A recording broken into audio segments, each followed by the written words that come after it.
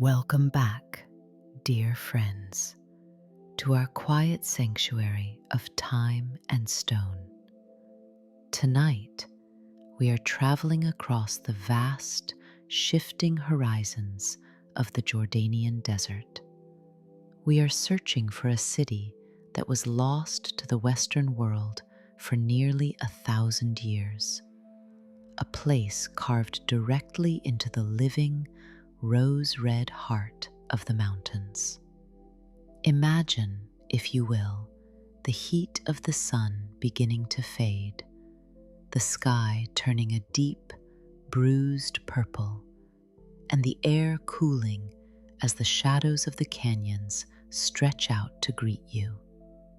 We are standing at the entrance of the Seek, a narrow, winding gorge where the stone walls rise hundreds of feet above us, nearly touching at the top, leaving only a thin, jagged ribbon of stars to guide our way.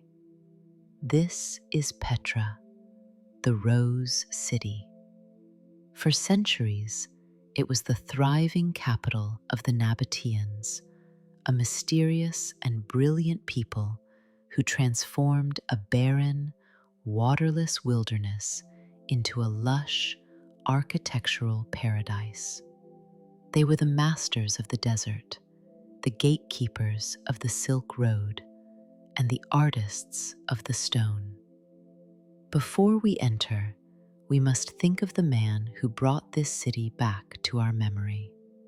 In 1812, a Swiss explorer named Johann Ludwig Burckhardt heard rumors of a grand, ancient city hidden deep in the mountains of Wadi Musa.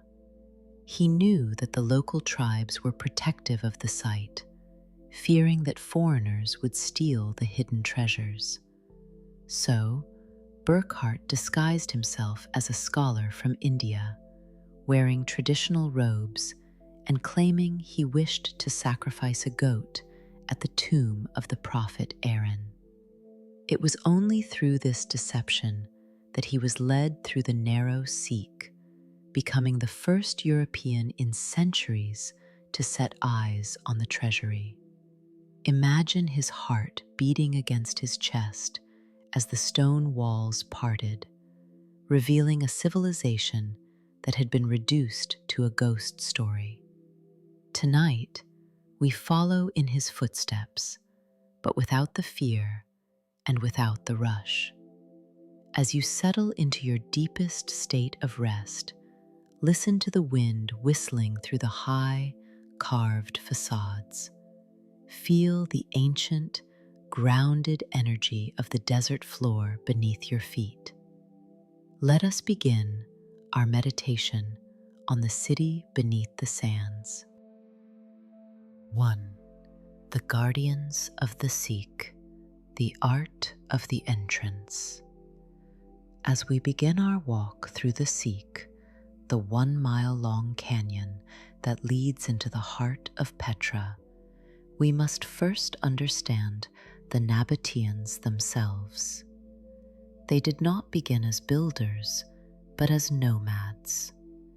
They were a people of the tent, moving with their flocks across the Arabian Peninsula. They knew the desert better than anyone, and they knew its greatest secret, where the water was hidden. As you walk between these towering, undulating walls of rock, look down at your feet. Along the sides of the canyon, you will see narrow, carved channels. These were the veins of the city. The Nabataeans were the greatest hydraulic engineers of the ancient world. They created a vast, invisible network of dams, cisterns, and pipes that captured every single drop of winter rain, turning a lethal desert into a green oasis where fountains flowed and gardens bloomed. But there is more to the Seek than stone.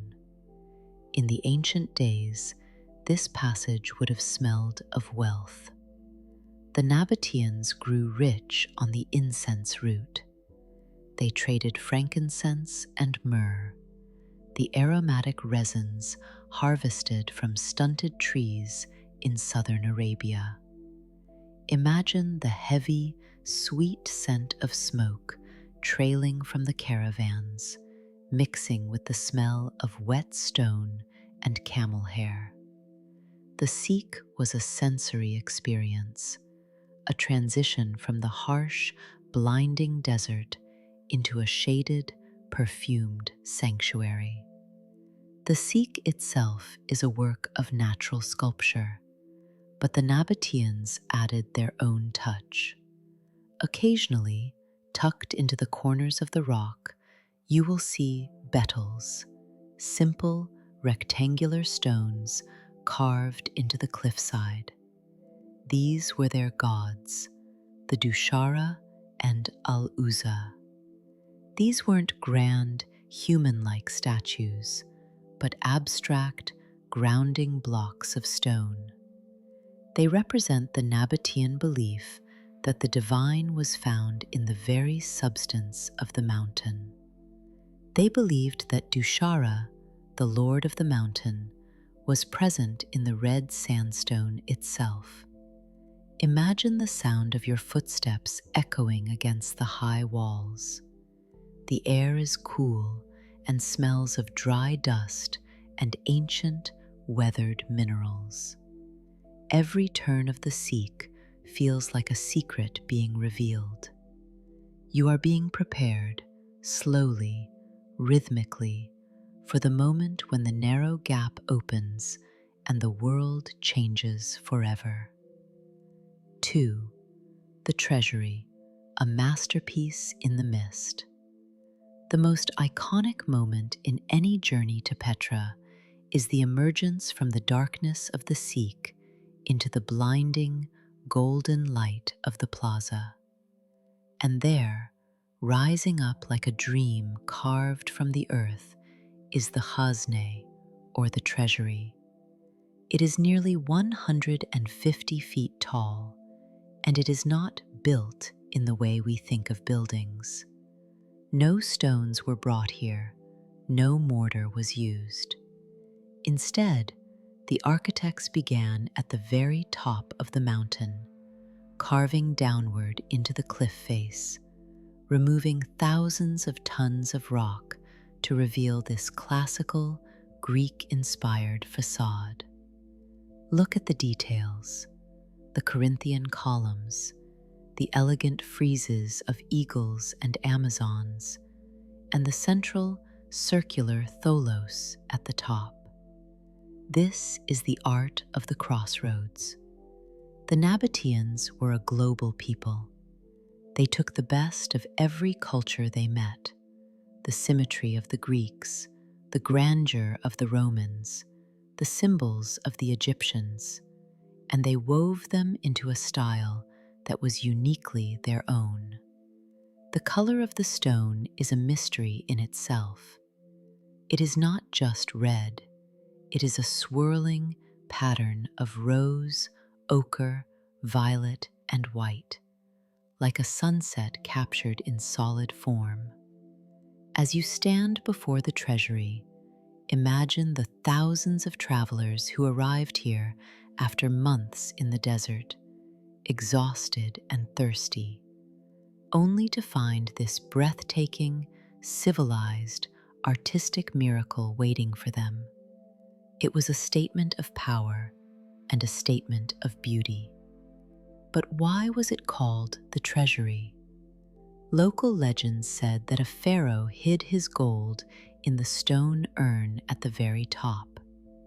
If you look closely, you can see the bullet holes from modern treasure hunters who tried to break the urn open, not realizing that it, like the rest of the building, is solid rock.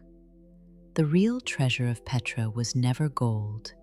It was the stone and the vision of the people who shaped it. It was a bank of culture, a vault of history that no thief could ever truly empty. 3. The Street of Facades, the city of the dead and living beyond. The Treasury, the canyon widens into the outer Seek, a vast, open-air gallery of tombs and homes. This is known as the Street of Facades. Here, we see the more authentic Nabataean style. Unlike the Greek-influenced Treasury, these tombs are topped with crow steps, jagged, stepped battlements that lead your eye up toward the sky. For the Nabataeans, the tomb was a house for eternity. They lived in houses of stone and wood, most of which have vanished, but they carved their final resting places into the permanent, unchanging mountains. There is a profound peace in this section of the city. The facades are weathered now, their sharp edges softened by 2,000 years of wind and sand, making them look like they are slowly melting back into the mountain. As you wander through this area, imagine the life that once filled these streets. The Nabataeans were not just merchants, they were social innovators. Greek writers described them as a people who loathed slavery and believed in the equality of all citizens. Even their kings were expected to be humble. In their art, we see this reflected in the way the tombs are clustered together, the small and the large, side by side, as if the community of the living continued into the realm of the dead. Think of the Silk Road luxury that filled this valley. Merchants would arrive with silks from China, spices from the Malabar coast, and pearls from the Persian Gulf. They would gather in the carved triclinia, the dining halls, to celebrate successful journeys. The art wasn't just on the outside, it was in the gathering, the sharing of food and stories in the cool, quiet shade of the rock. Feel the stillness of these empty rooms now. The walls are cool to the touch, and the silence is a heavy, comforting blanket. 4. The theater and the echoes of the crowds. As we move deeper into the valley, the mountain walls pull back, and we see a structure that seems out of place in such a rugged landscape. It is a massive theater, also carved directly into the mountainside. It could hold over 8,000 people. Imagine the engineering required to carve a theater of this scale. The Nabataeans had to cut through older tombs to make room for the seating.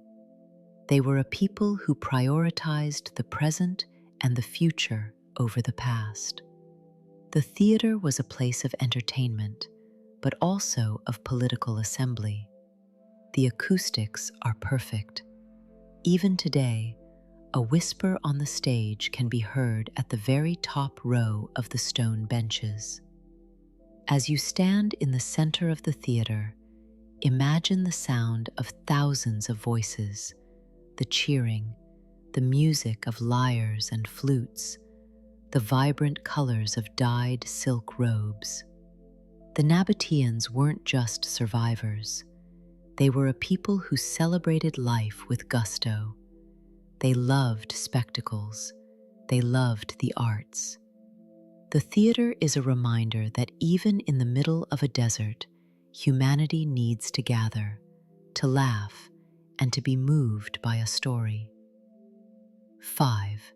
The Great Temple and the Elephant Capitals.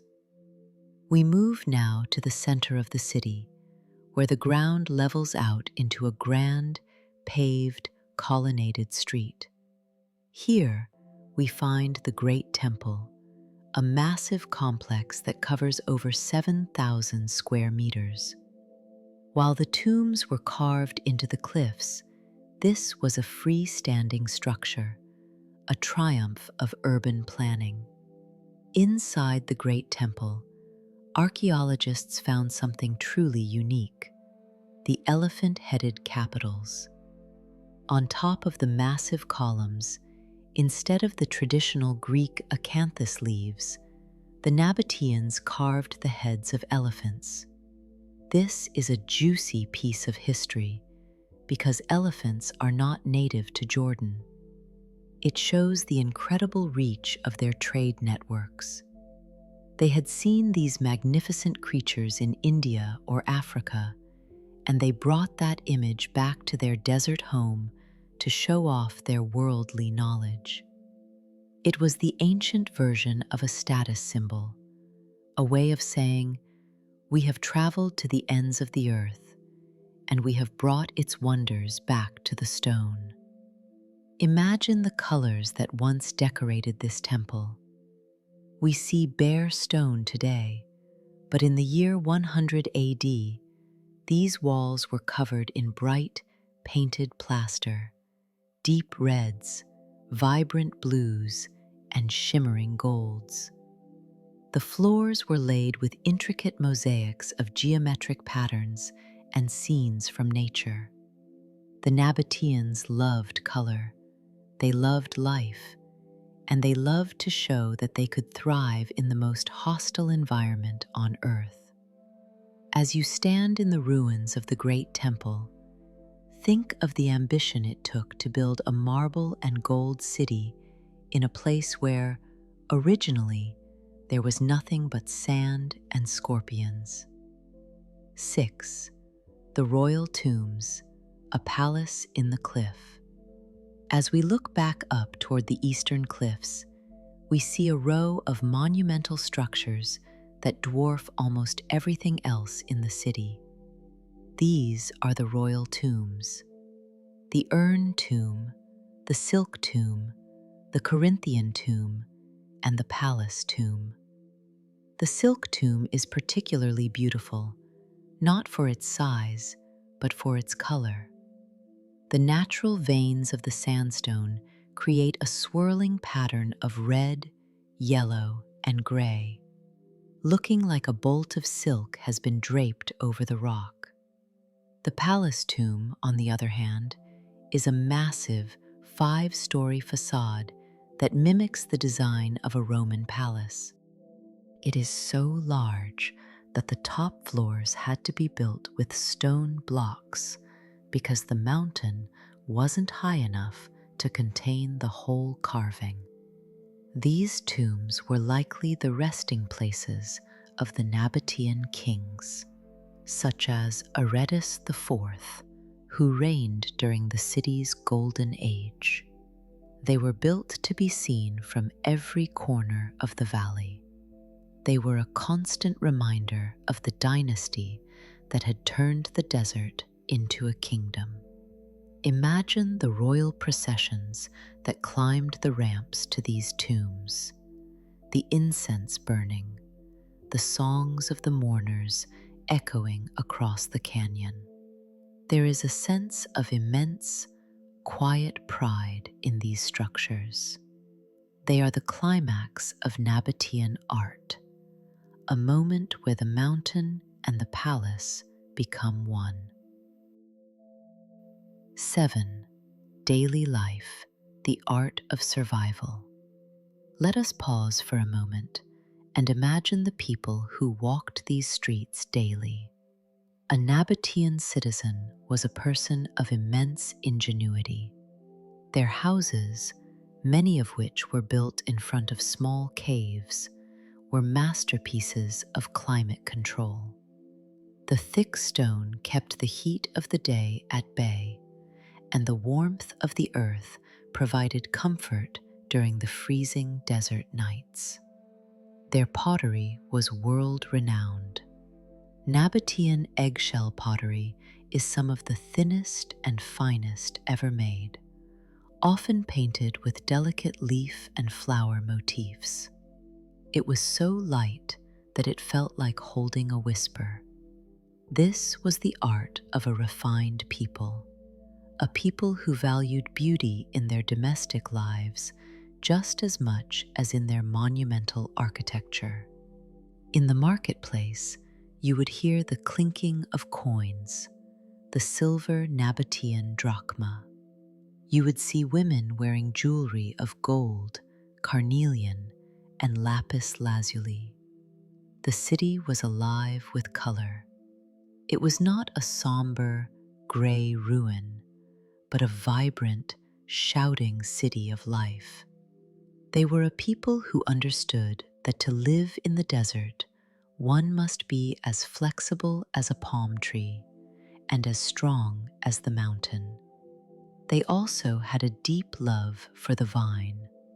Despite being a desert people, they cultivated grapes and made wine. They had a god of wine, often associated with the Greek Dionysus. Imagine the festivals held in the shadows of these cliffs, the wine flowing from stone basins, the communal feasts where the king and the commoner sat together. The art of living well was the greatest Nabataean achievement. 8. The mystery of the high place of sacrifice. To truly understand the spiritual art of Petra, one must climb. Beyond the theater, a steep trail leads up to the Jebel al-Madba, the high place of sacrifice. Here, the Nabataeans carved out a massive, flat altar at the very summit of the mountain. This was their cathedral of the sky. 2 giant obelisks, over 20 feet tall, were carved out of the mountain itself, standing as sentinels between the earth and the heavens. At the altar, there are carved basins for ritual washing and a platform for sacrifices. The view from here is breathtaking. You can see the entire valley of Petra laid out like a map of stone below you. The art here is minimalist. It is about scale, space, and the relationship between the human and the infinite. The Nabataeans believed that the higher they went, the closer they were to the divine. Standing here, with the wind whipping around you and the sun beating down, you can feel the raw, spiritual power they found in these heights.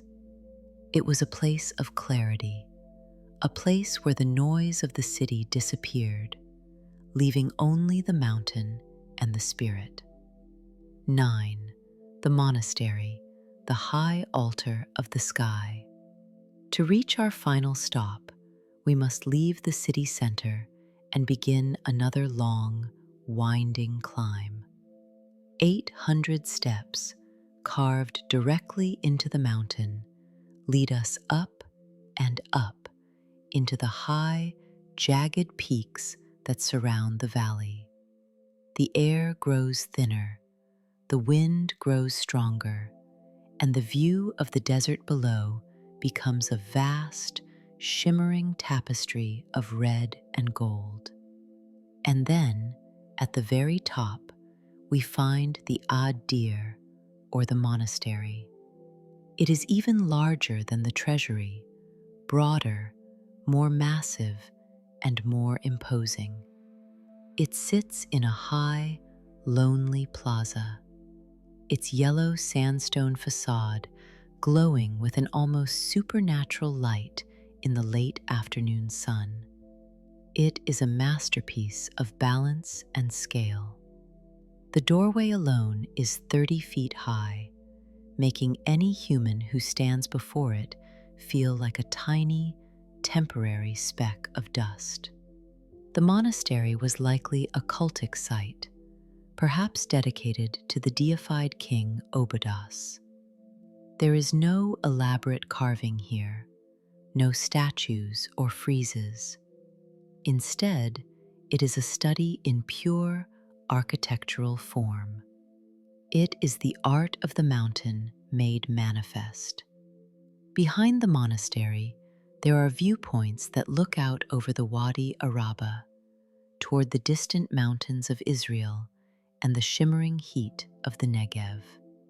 This is where the Nabataean journey ends, in the high places.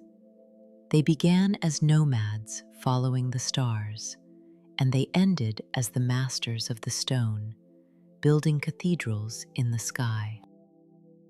As the sun begins to set behind the monastery, notice how the stone seems to absorb the light, turning a deep, glowing orange. This is the rose-red city in its truest form. This is the peace that comes after a long climb, the reward for the journey. 10. The shadow of Rome and the end of an era.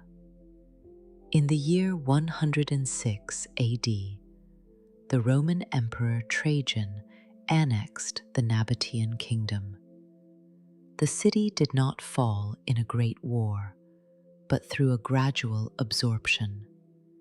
The Nabataeans remained, but the trade routes began to shift.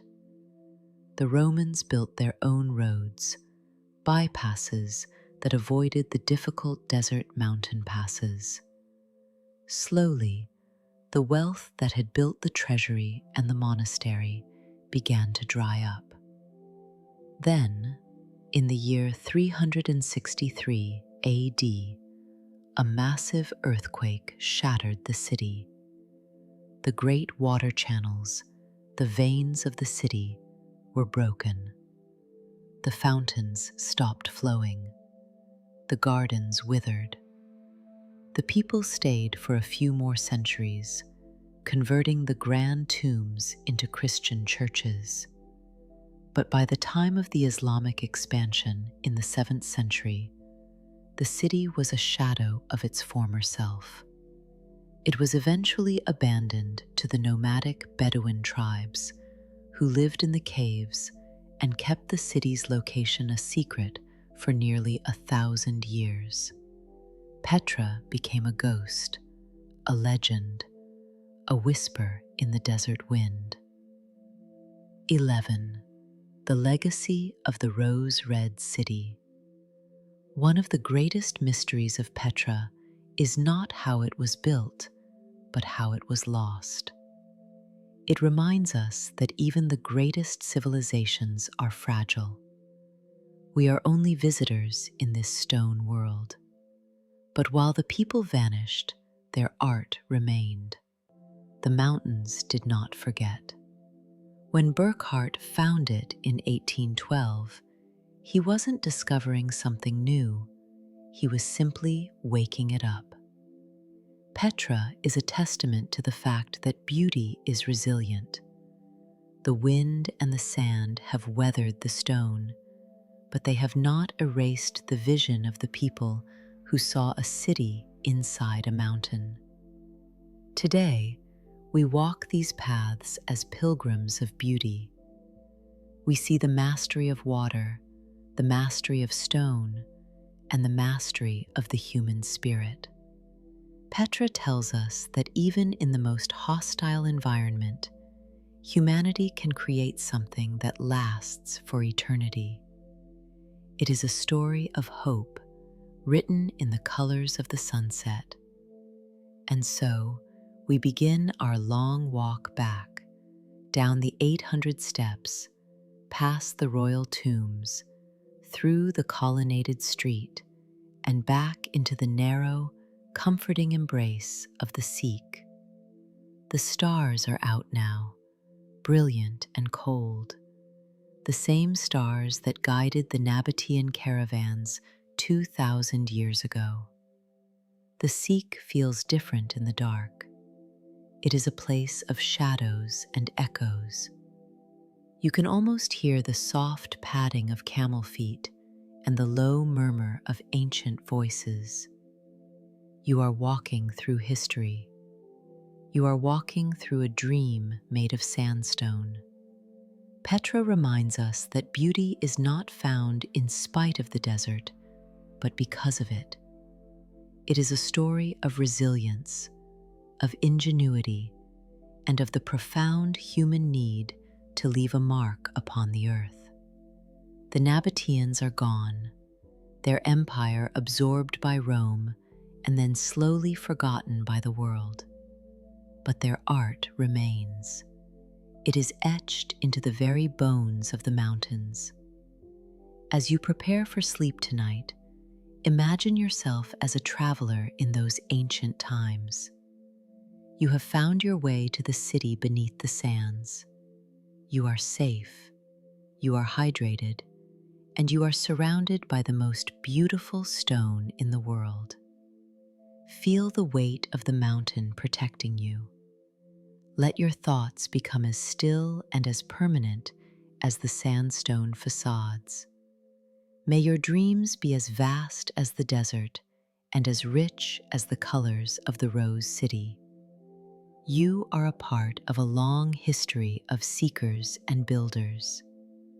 Sleep well, dear friends, and find peace in the eternal, sun-warmed silence of Petra. Good night.